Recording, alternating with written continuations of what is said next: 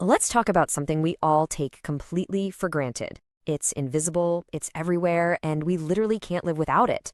Oxygen. It's the fuel that runs pretty much all life on this planet. But have you ever stopped to think, what would happen if the very air we breathe just changed? Catastrophically, overnight. What would that world even look like? So right now, the air you're breathing is about 21% oxygen. That's the magic number. It's the perfect balance that's allowed complex life. Yep, that includes us to evolve and thrive for millions of years. It powers our bodies, our fires, our machines. It's our normal. But just imagine, you go to sleep, and when you wake up, that fundamental rule of our world has been completely broken. There's no warning, no slow decline, just bam. A sudden global plunge in the most vital ingredient in our atmosphere. And this is our new reality. A 20% drop from 21% puts us at 16.8%.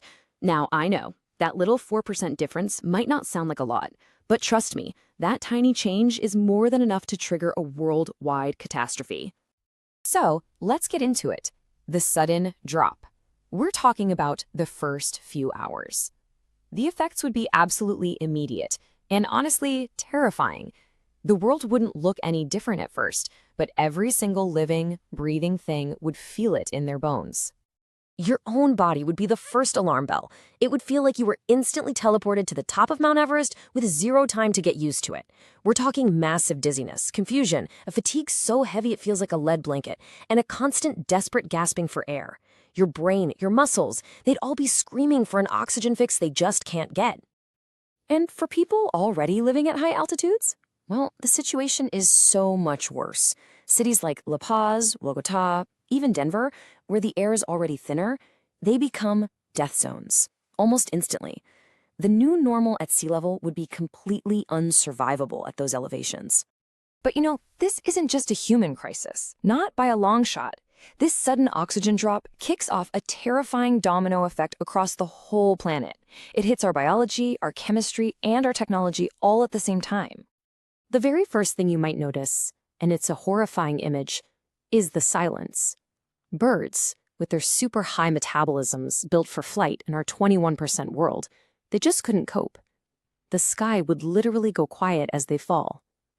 And the same thing would happen to millions of insects. Now here's something weird. You'd think less oxygen means fire is less of a problem, right? Well, not necessarily. With a higher concentration of all the other gases, our atmosphere could trap heat in a totally new way, potentially making wildfires burn even hotter and spread with a terrifying, unpredictable speed. And what about our technology? Our entire world runs on combustion, and combustion needs oxygen. So cars, trucks, generators, they'd all sputter out and die. The global supply chain would grind to a complete halt. Any plane in the sky would be in immediate danger. Our interconnected world would just shut down.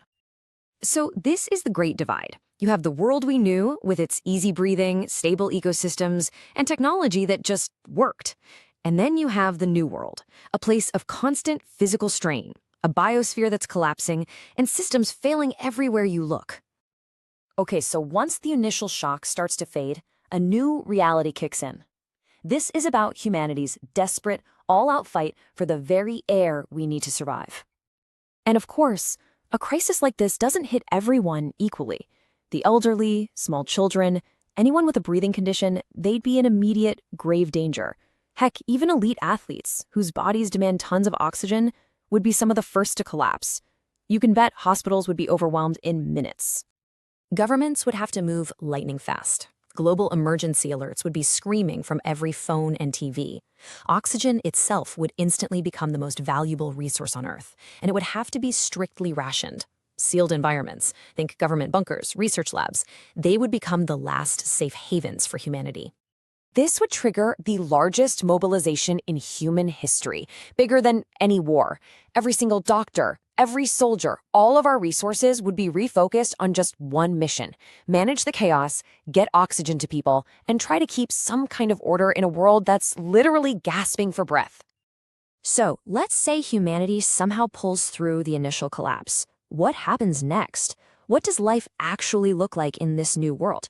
Because life would go on, but it would be a pale shadow of what we once had. There's a medical term for this state of being: chronic hypoxia. It's when your body is constantly deprived of enough oxygen, and that would become the new, permanent condition for every single survivor.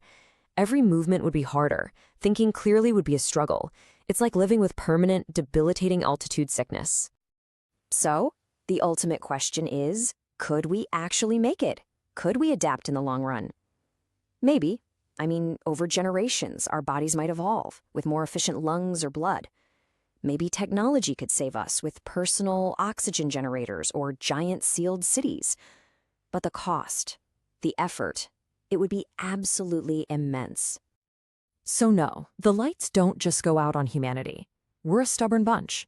But the civilization we know today, one built on exploration, on pushing our physical limits, on fast growth, that would be over. The new world would be smaller, slower, and defined by a daily struggle just to breathe.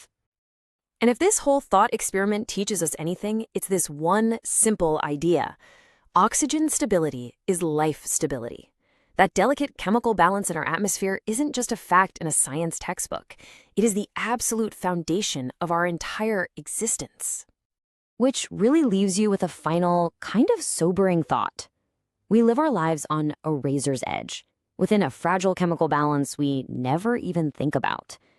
It just makes you wonder, how precious and maybe how fragile is the very air we depend on with every single breath?